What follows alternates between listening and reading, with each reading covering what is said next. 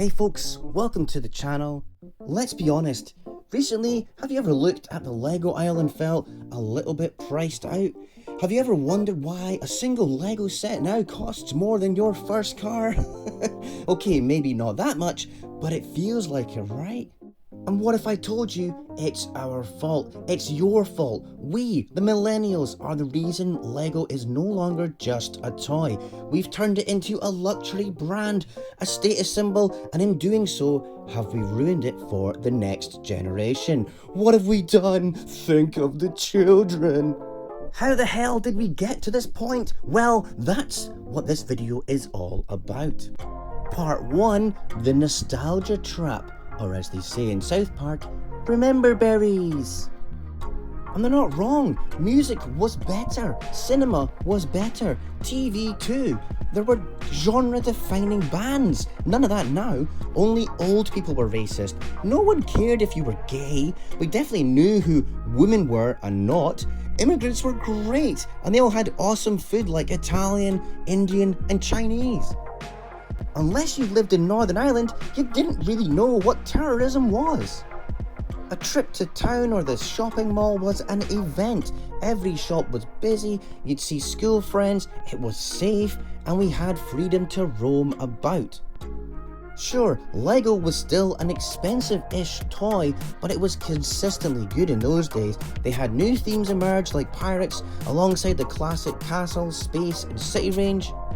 Adults like me, and probably yourself, who grew up in the 80s and 90s, have fond memories of their childhood toys, often viewing them through a nostalgic, rosy lens. But the emotional connection to these toys is so strong, they were a cultural phenomenon that defined our generation. And we had simple pleasures too that seem to be lost now in the age of instant gratification on the screen of the smartphone.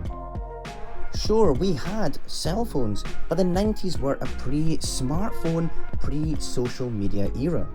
I think back to the simpler experience of playing with physical toys. It's a cherished memory that I certainly still have. I played a lot with cars, farms, action figures. I dressed up a lot as Batman. I made forts. I had loads of micro machines. The farmyard was my back garden, so I was in hay bales and jumping in rivers, innocently spying on girls at the park with my friends, climbing up hills and messing around in the forest making tree swings. I grew up in Scotland, so on rainy days, which were many, I played Sonic on my Mega Drive. I played board games a lot with my family, but I played with Lego. And I mean, I played with Lego, and I'm sure you understand what I mean. I was absolutely engrossed in it. I put in so much imagination and small world building and truly inhabited this world that I created with my own imagination. I didn't need licensed themes, as I built my own versions of my favourite things like the Millennium Falcon and the Batmobile out of Lego. Like most kids around 10 years old onwards, I spent more time on consoles and the Amiga and the PC, SimCity and strategy games. I had the N64 by my teens, but still, indoor toys stuck with me. I still played with Lego, and I graduated into Technic in my teens, so it's been a lifelong relationship with that toy. And so many parents now, like me, retro toys are a tangible link to this past, providing a way to share stories with the kids and a sense of continuity with their own children. So tapping into those remember berries, it makes commercial sense. And that's why these companies and Hollywood and Lego have been exploiting those themes and those franchises for the last decade or so.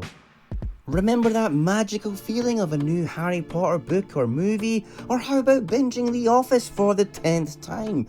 We're all chasing that feeling, that nostalgia cookie, and Lego knows it. There's a set for that, there's a set for that, there's a set for that. We're so desperate to fill that hole. We forced Lego to become a brand that caters to our wallets, not our kids. And the price? We just swipe the credit card. Don't even think about it. It's not for regular kids anymore, it's for us. Part 2, the price problem and shrinkflation. Let's talk numbers. In the UK, the average household with 2 parents and 2 kids has a disposable income of around £530 per month. Now, think about that. Are you seriously going to spend almost half of that on 2 mid-range Lego sets, one for each of your kids? You could get a family trip to the cinema and bowling, an entire day out at a theme park, or even a nice family meal out. Lego is now just this status symbol. It's like an iPhone or a pair of Nikes, which are both products you don't buy very often. The message is clear. If you can't afford it, they don't want your money. They're doing fine without you. And that point is a very real problem that will threaten the future of Lego itself, because there's enough people now who will just buy a few really expensive sets a few times a year, just like Apple products or a pair of Nikes. And it's made worse by something we all know: shrinkflation. Sets are getting smaller with fewer pieces and fewer figures, but the price keeps going up. Look at the new Arkham Asylum set. It's 300 quid and it's covered in stickers. Bloody sticker, bloody sticker. Look at the size of this. Where's the other half? 300 pounds. You having a laugh? Can't take it anymore. Stickers.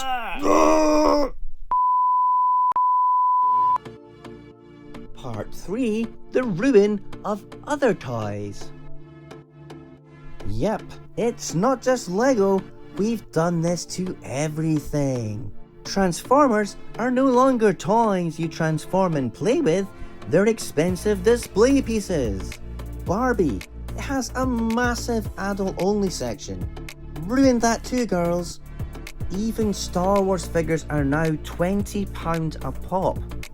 See, what's more mental is they don't even sell them at Smith's, which is the biggest toy retailer in the UK.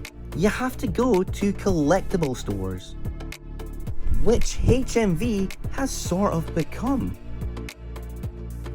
I talked to a staff member at HMV who told me that they see childless Disney adults, as she put it, buying up all the new releases. There's no kids buying Hasbro Star Wars figures. The toys we grew up with, the ones with cultural impact, there's nothing like that for this new generation. They're more interested in their screens, and honestly, can you blame them?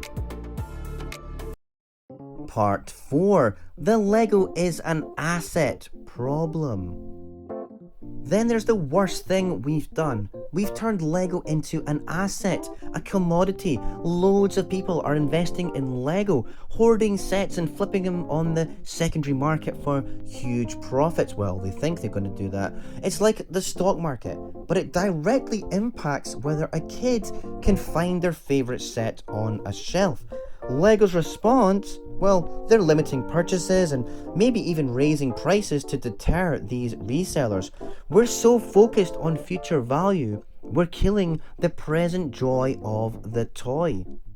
I'm guilty of this too. I buy sets on discount and I keep them to resell. Sometimes I've made 30 to 40% profit after keeping them for many years, but now everyone's doing it. The market is flooded, and some of the old sets that I'm after have become so expensive, it's driving people to the likes of AliExpress to get the knockoffs of retired sets, and you can't blame people for that.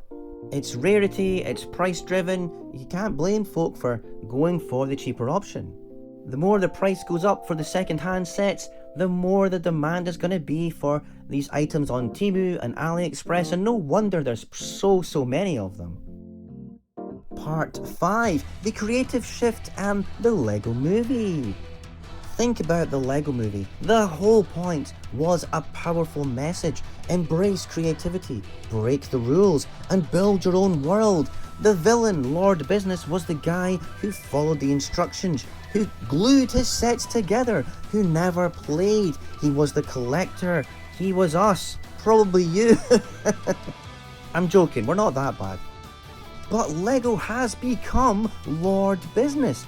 Modern sets with their single-purpose pieces and complex instructions are amazing to look at, but they kill the freedom to create. They've shifted from open-ended play to a one-time build, and that's what these things are. They are one-time builds. The beautiful irony is that in our desire to have perfect screen-accurate sets, we've become the very thing the movie warned us about. Part 7. The Future. So yes, we the generation who grew up with Lego properly, who had a connection to it, who are now buying it back out of nostalgia, have ruined it. We've turned a creative toy for children into an expensive display piece for adults. We've killed the market for the next generation of kids who will never have that same love and attachment because the barrier to entry is just too high. I'm thinking of kids now. The next generation from now, they're never gonna have that attachment or the kind of good thoughts around Lego. The bubble will burst, and when it does, there won't be a new generation of fans to catch it. They almost went bankrupt in the late 90s, early 2000s because of various things and mismanagement. No one wants that to happen, and they got out of it by leaning heavily into licensed themes. Star Wars and Harry Potter saved Lego. Those that were around in the company then were terrified of this future repeating, so ever since they've been addicted to the license, a bankable IP with a built-in audience. It's just like Hollywood, which has become addicted to the remake, the reboot, the reimagining. Remember, berries, it's all ruined and it's our fault. So what's my solution then? Because I won't stop buying all Lego. There's still a place for certain sets, but the cheaper alternatives are becoming better, more value for money and more creative, and a lot of them are designed and owned by people just like me, dissatisfied with what's going on and determined to make a better alternative. And now there are lots of alternative brands who also make licensed themes which are high quality, but the key factor is they are affordable. And now I buy most of my parts from them instead of Lego, so I'm going to continue to support them where I can. And my hope is for my kids, well, I hope the city shows them what can be done with Lego and alternate brands. We can be creative and build anything without limitation because we now have a reasonable budget. And the joy they had playing with Lego when they were a lot younger, you know, the Lego movie, the Lego Batman movie, the Star Wars sets they had at the time, especially the Force Awakens and Rebels, maybe they'll get that building bug back to them in adulthood. But what state will Lego be in then? How insane are the prices going to be? How ridiculous is the shrinkflation going to be? I really hope they do though, as the Lego community is such a nice thing. The shows we go to, the interactions, the fans, the other builders, it's all positive. It's stress relieving and takes you away from screens, which I think can only be a good thing. Says the YouTuber talking to his audience on a screen. Are we being exploited by Lego to the detriment of the next generation? Let me know in the comments, and I'll catch you in the next video.